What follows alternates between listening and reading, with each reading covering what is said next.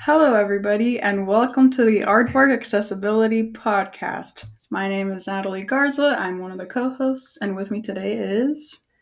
Natalie MacLees, the other co-host. And she is an accessibility expert here to bring awareness on this very special episode. What are we celebrating today, Natalie? Global Accessibility Awareness Day. Yes, it is a special holiday that the accessibility community brought together that we do every single year. And this year it happens to fall on May 15th, 2025. Yes, the third Thursday of May. Yes. Do you want to talk about how it was founded and who founded it and what year it was founded? Yeah. Yeah, so it all started with a blog post from Joe Devon proposing this idea that we needed an accessibility awareness day to help raise awareness for digital accessibility. He tweeted about it. And another accessibility professional named Jennison Asuncion saw that tweet and said, yep, we need this. I'm on board. And they co-founded Global Accessibility Awareness Day together. Yeah, a new holiday. I don't even know if it's fair to say it's a holiday, but I will say it's a holiday. Yeah. A celebrated day. Yeah. An observed day. Yes, an observational day. So, what is the whole point of Global Accessibility Awareness Day if the title doesn't already explain? Yeah, in case it wasn't already self-explanatory, we want to get everybody thinking about digital accessibility. So people who don't know anything about it, we want to try to get the word out to them, get everybody talking about it, thinking about it, learning about it, and committing to making anything that they make online a little bit more accessible. Yeah, so spreading awareness to turn into action, hopefully. Yes. Once people know, they will hopefully understand the importance of digital accessibility and want to take steps to make their online presence more accessible. Mm-hmm. Yeah, because I think the problem is not that people don't want to be accessible or that they don't think it's important. I think they're just not aware. It's just not common knowledge. Yeah, you find that a lot. I think, we've talked about how accessibility isn't included in a lot of web development education or web design education. It's just not included, which kind of silently communicates this idea that it's not actually that important. And then also for people who are less technical but are in charge of websites, so business owners, marketing teams, etc., are in charge of websites but maybe not super technical, and they may have absolutely no idea that this is something that they even need to be thinking about or planning for or making changes to how they're accomplishing things. Mm-hmm. Yeah, so digital accessibility, not everyone is on the same page. So that's why we have this celebratory observational day. Yes, where we try to get the word out and reach out to people who may not get the word otherwise. And how people usually celebrate Global Accessibility Awareness Day is by hosting a bunch of free events. So if you, well, you could go to the official website and there is just all kinds of workshops and webinars and in-person events and online events, all with the purpose of learning a little bit more about digital accessibility. And typically those are all free, just in observance of the holiday. Yeah. And podcasts. So we're gonna do our And podcasts. we're gonna do our part in spreading awareness. So Natalie, to kick us off, what is digital accessibility?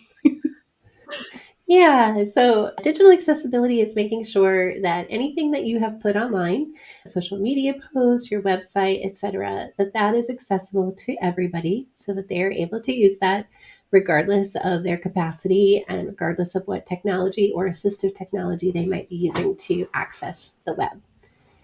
We do have a kind of discouraging statistic from WebAIM, which is Web Accessibility in Mind.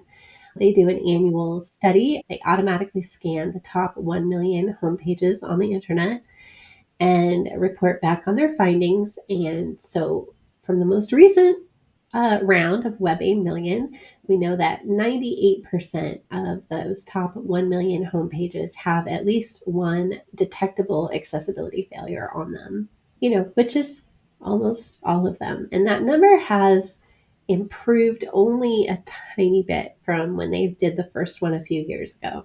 And when you say detectable, you mean by automated scanning? Exactly. Yes. They are not manually testing a million pages because that would take a very long time. They're just running their automated checker on those. Yes. So it's the types of issues that can be detected by an automated checker. Which means that it's likely 100% of those homepages have an issue, whether manual or automated, on them. It's likely just because it's very difficult to, make something quote unquote perfectly accessible. That doesn't really exist. So there's always going to be some kind of barrier.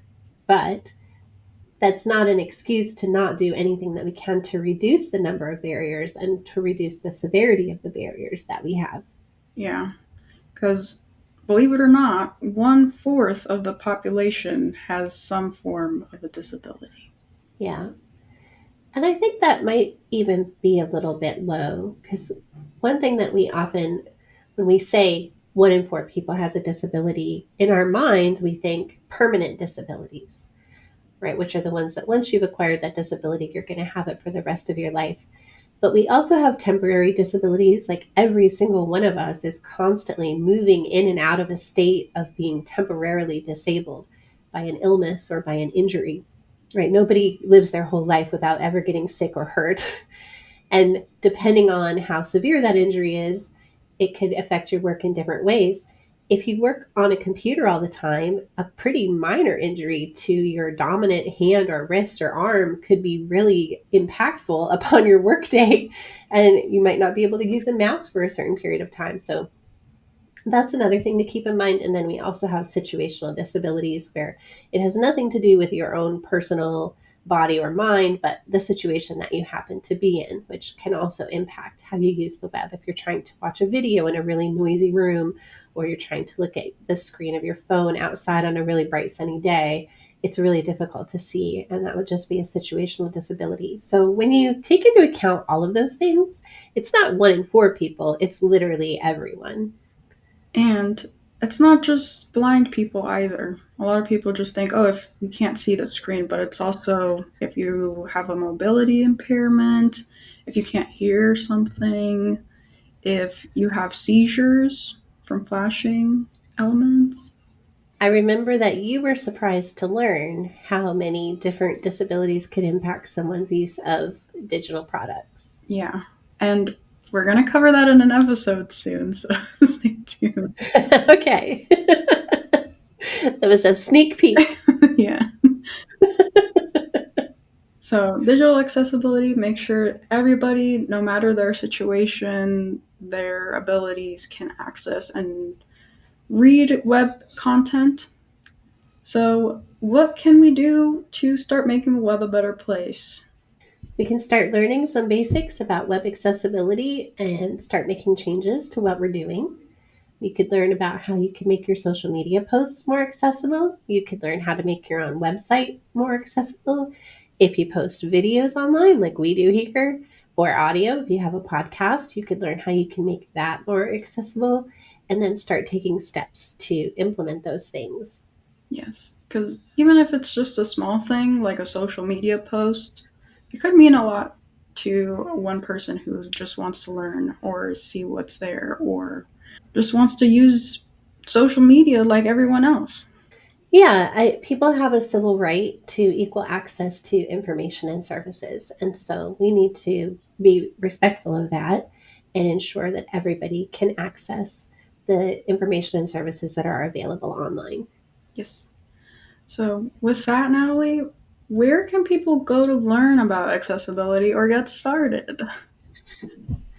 Well, you can come over to aardvarkaccessibility.com. It is free to sign up for a workspace and get an automated scan of your homepage. And it will explain to you any of the issues that were found and tell you how you can go about getting those fixed.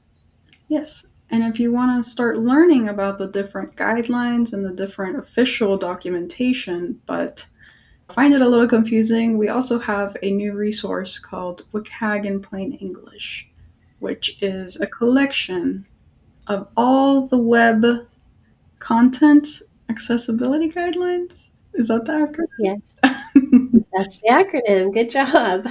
But rewritten in plain language so that everyone can understand. Yeah, great for beginners to kind of just get a grasp for what is this accessibility thing all about and what kinds of things do I need to be doing. Even if you just want to scroll through it and see what's there and like understand the different aspects of making content accessible, it's pretty helpful. So go check them out. And with that, this is episode 23, our special Global Accessibility Awareness Day podcast. Thank you guys for joining us. And with that, we'll talk to y'all next time. And now, for you YouTube viewers that stick around, today's emoji is star eyes, where we will edit the stars later and we'll just do the really big smile. Yeah, the really big smile.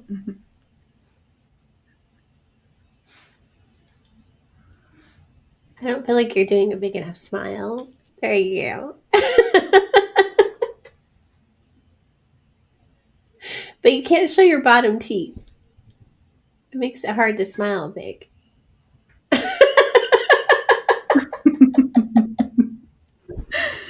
And with that, we're gonna cut.